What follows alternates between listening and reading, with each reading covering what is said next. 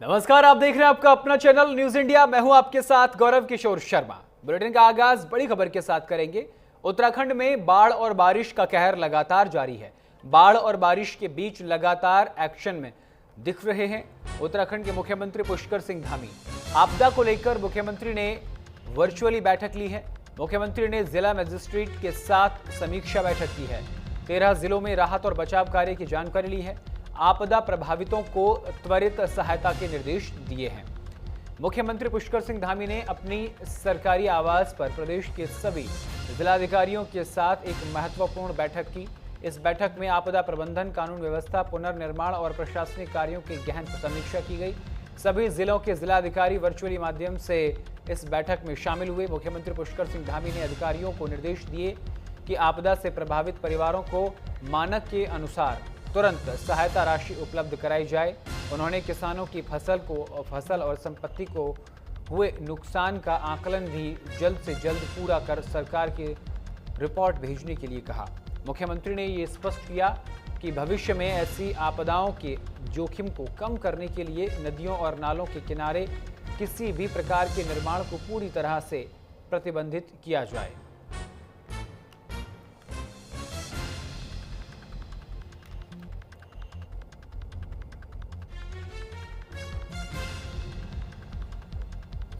तो मुख्यमंत्री पुष्कर सिंह धामी ने आपदा को मद्देनजर रखते हुए उत्तराखंड के तमाम जिलाधिकारियों के साथ वर्चुअली बैठक ली है और इस बैठक में अधिकारियों को जरूरी दिशा निर्देश भी दिए हैं।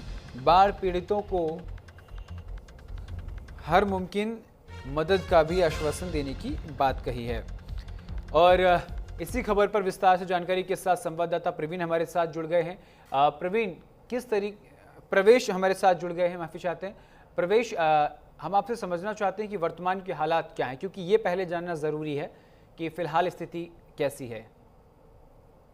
जी गौरव, मैं आपको बता दूं कि जिस तरीके से मुख्यमंत्री पुष्कर सिंह धामी ने आज सुबह ही बैठक ली आपदा को लेकर, और आपदा मुख्य हरिद्वार कहें या फिर पूरा उत्तराखंड कहें, उत्तराखंड में आपदा इस कहर आई, इस कदर आई कि जिस तरीके से उत्तरकाशी, उसके बाद जिस तरीके से चमोली में देखा गया, और आज सुबह ही जो है हरिद्वार में रेलवे ट्रैक पर जो भारी मलबा आ गया।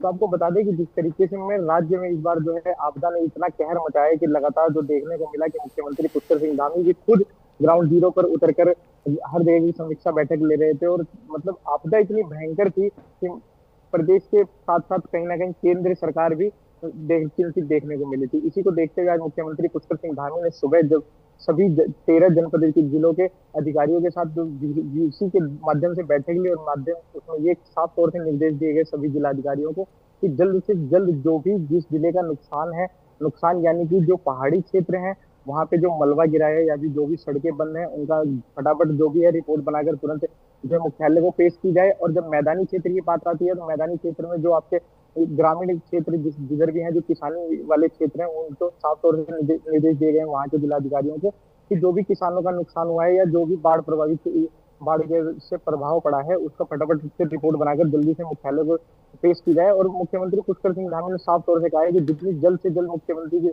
के यहाँ पर यानी कि मुख्यालय में रिपोर्ट आएगी, उतनी ही जल्दी त्वरित कार्रवाई करते हुए जो भी आपदा की जो भी राशि होगी मदद के लिए, वो तुरंत से संबंधित जिला को दी जाएगी। उसके बाद मुख्यमंत्री पुष्कर सिंह धामी ने सुबह ये भी साफ तौर से निर्देशन दिए हैं कि जो भी सीमावर्ती जिले हैं, जो भी उत्तराखंड में सीमावर्ती जिले हैं, यानी कि उत्तरकाशी जिसे कहने वहां पे चाइना का बॉर्डर लगता है, वहां पे किसी भी तरीके की ऐसी कोई हरकत नजर आए या फिर कोई भी संदिग्ध अगर लोग नजर आते हैं राज्य में कहीं भी किसी भी के जो भी संदिग्ध नजर आते हैं, उनके खिलाफ तुरंत से तुरंत कार्यवाही हो। और कानून व्यवस्था और बनाए रखने के लिए मुख्यमंत्री पुष्कर सिंह धामी ने आज सुबह साफ तौर से निर्देशन दिए हैं कि बिल्कुल किसी भी तरह की कोई भी कोताही या चूक ना बरते कोई भी जिला के अधिकारी, और सबको पूर्णतः बिल्कुल एकदम आदेश दिए गए हैं कि जल्द से जल्द जो भी जिस जिले में हानि हुई है जल्दी से जल्दी मुख्यालय को रिपोर्ट पेश कराएं। बिल्कुल, ये तो बात हो गई। मुख्यमंत्री पुष्कर सिंह धामी ने जो अधिकारियों को जरूरी दिशा निर्देश दिए हैं और किस तरीके के हालात हैं, लेकिन जिन जगहों में बादल फटने की खबर सामने आई है, नदियों के उफान से जो तटीय इलाके हैं, जहां रहवासी हैं, वहां पानी भर गया है, वहां रेस्क्यू को लेकर क्या कुछ इंतजाम किए गए हैं और बाढ़ पीड़ितों के लिए मदद का क्या आश्वासन दिया गया है? जी गौरव, आपको बता दें कि जिस तरीके से लगातार जो है उत्तराखंड में हर जगह, यानी कि 13 जिले हैं, तो 13 में से कहीं ना कहीं 5 से 7 जिलों में जो पहाड़ी क्षेत्र हैं, और हरिद्वार जो आपका मैदानी क्षेत्र है, हल्द्वानी मैदानी क्षेत्र है, तो ऐसे जिस तरीके से जो भी संबंधित जिलों में जिस तरीके से जहाँ पे पहाड़ी की वजह से जो भी मलबा गिरा है या फिर वहां पे जो भी हानि हुई है, उन लोगों के लिए साफ तौर से जो है प्रशासन ने पूर्णतः तुरंत ही एकदम से आदेश दे दिए थे, और प्रशासन ने पूर्णतः ही इंतजाम कर दिया था। एसडीआरएफ एनडीआरएफ की जो भी प्रशासन की राज्य की टीमें हैं वो पूर्णतः सक्रिय कर ली गई थी, और जो भी टीमें कम पड़ रही थी वो केंद्र सरकार से तुरंत मांग कर ली गई थी राज्य के द्वारा। तो जिस तरीके से देखा गया था कि मुख्यमंत्री पुष्कर सिंह धामी जगह जगह खुद बैठक ले रहे थे, समीक्षा बैठक लगातार कर रहे थे। बागेश्वर में भी बीते कुछ समय पहले ही बादल फटा, मुख्यमंत्री पुष्कर सिंह धामी 2 दिन के दौरे पर वहां भी पहुंच गए थे। अभी जिस तरीके से देखा गया है कि पिछले हफ्ते यानी कि 4 से 5 दिन पहले ही मुख्यमंत्री पुष्कर सिंह धामी हरिद्वार में पहुंचे थे। हरिद्वार के लक्सर और जो खानपुर है वो भी वहाँ पे बाढ़ प्रभावित क्षेत्र है। लगभग वहाँ पे जब ये कहें कि 2 विधानसभाएं पड़ते हैं, और 2 विधानसभाओं में लगभग कम से कम भी 100 से जो गांव है, 100 से अधिक गांवों पे प्रभाव देखने को मिलता है।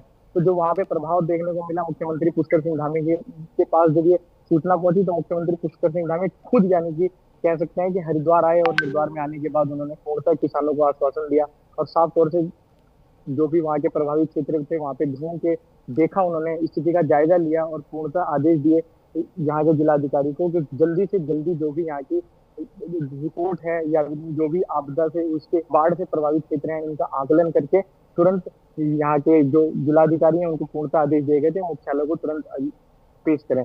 तो आपको गौरव बता दें कि जिस तरीके से मुख्यमंत्री पुष्कर सिंह धामी यानी कि उत्तराखंड के लिए इस तरीके से काम कर रहे हैं, और लगातार नए नए कानून भी देखने को मिलता है कि लेकर आ रहे थे, इसी को देखते हुए मुख्यमंत्री पुष्कर सिंह धामी लगातार जो भी है नई नई सौगातें उत्तराखंड को दे रहे हैं। जी बिल्कुल, बहुत बहुत शुक्रिया प्रवेश राय जानकारी के लिए। उत्तराखंड में इस साल मानसून के दौरान भारी बारिश और बादल फटने, भूस्खलन और बाढ़ से भारी तबाही मचाई है। भारी बारिश के चलते उत्तराखंड में कई जिलों में भारी नुकसान भी हुआ है। राज्य के 6 ऐसे जिले हैं जहां सबसे ज्यादा नुकसान उठाना पड़ा है। मानसून की बारिश से उत्तराखंड में जिन जिलों में भारी नुकसान हुआ है उनमें उत्तरकाशी, रुद्रप्रयाग, चमोली, पौड़ी, बागेश्वर और नैनीताल जिले शामिल हैं। मानसून ने यहां भारी बारिश का कहर बरपाया है। प्रकृति आपदाओं से हुए नुकसान का आकलन करने के लिए अंतर मंत्रालय केंद्रीय टीम उत्तराखंड पहुंची है।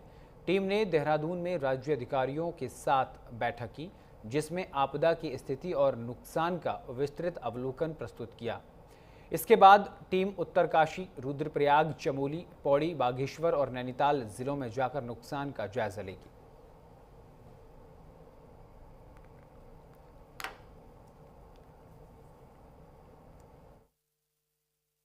टीम के लोग कल रात तक सब लोग आ गए थे। कल रात में थोड़ी बहुत उनसे जो ब्रीफिंग थी, जो हमारे अधिकारी उनको ब्रीफ किए थे। आज विधिवत एक ब्रीफिंग हमारे आपदा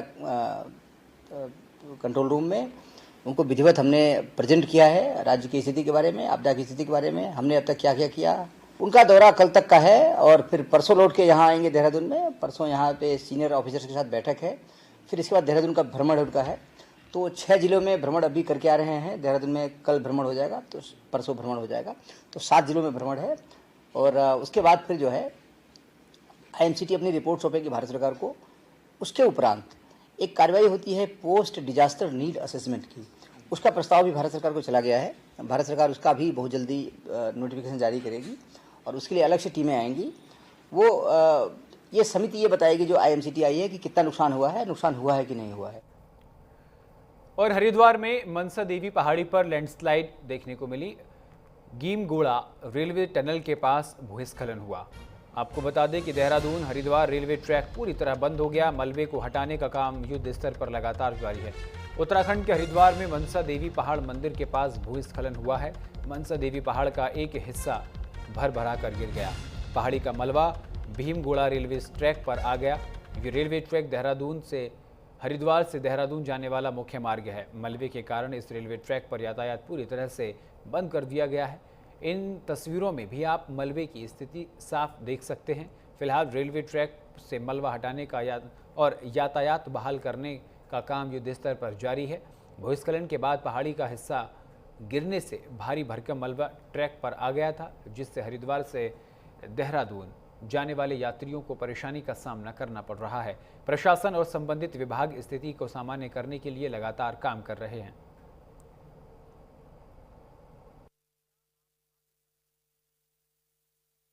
थाना जीआरपी हरिद्वार को कंट्रोल रूम जनपद से फोन आया कि ट्रैक पे मलबा आ गया है। पूर्व में भी 1 महीना पहले यहाँ मलबा आया था और रेलवे ट्रैक जो कि हरिद्वार से थोड़ा सा आगे मोतीचूर के टुवर्ड्स से वहाँ पर मलबा आया है। यहाँ पर आज जो चलने वाली वंदे भारत की जो देहरादून से चलती है वो रद्द की गई है और डीएलएस ट्रेन जो पैसेंजर ट्रेन है वो भी रद्द की गई है। देहरादून रेलवे लाइन सुबह 6 साढ़े 6 बजे के आसपास पहाड़ी से मलबा आने के बाद बाधित हो गया था। ये जो मलबा आया है घाट काली मंदिर के पास, ये मलबा यहाँ पर पहुंचा है। मनसा देवी की जो पहाड़ी है वो दरक गई थी, जिसके बाद जो मलबा है घाट काली मंदिर के पास बने सुरक्षा के लिए बनाए गए जो जाल है उसके पास ये मलबा आकर गिरा है। आप मेरे पीछे देख सकते हैं, इस वक्त जाल पर जो काम है वो जाल पर काम जारी है और जो प्रशासन है वो जाल से इस वक्त जितना भी मलबा है या यूं कहे जो जाल यहाँ पर क्षतिग्रस्त हुआ है उसको सुचारू करने के लिए कवायद में जुटा हुआ है। रेलवे के अधिकारी भी यहाँ पर मौजूद हैं और कहा जा रहा है कि शाम तक इस मार्ग को खोल दिया जाएगा। इस वक्त मेरी मौजूदगी इस वक्त ग्राउंड जीरो पर है जहाँ पर यह मलबा आया था और आप देख सकते हैं कि मेरे साइड आप ये देख सकते हैं कि जिस तरीके से यहाँ पर जेसीबी की तरफ से यहाँ से मलबा हटाने का जो काम है वो किया जा रहा है। ऊपर से जो जाल है सुरक्षा के लिए जो जाल लगाया गया था वो काट दिया गया है और उसको काटकर यहाँ से हटाया जा रहा है जिससे कि जितना भी मलबा है वो यहाँ से सुचारू करने के लिए हटाया जा सके। और आप देख सकते हैं ऊपर की तरफ जो मंदिर है उस मंदिर के पास ये मलबा आया था। मंदिर जरूर यहाँ पर सुरक्षित है लेकिन आप देख सकते हैं कि मलबे ने उसका पूरा जो रास्ता है वो घेर लिया है। और साथ ही साथ यहाँ पर देख सकते हैं कि जिस तरीके से सुबह के समय जो ट्रेनें देहरादून से हरिद्वार के लिए आनी थी या यूं कहें हरिद्वार से जो देहरादून की तरफ जानी थी वो पूरी तरीके से प्रभावित हुई हैं और बाधित हुई हैं, क्योंकि जितने भी यात्री हैं वो इस वक्त स्टेशन पर बैठे अपने ट्रेन का जो है इंतजार कर रहे हैं।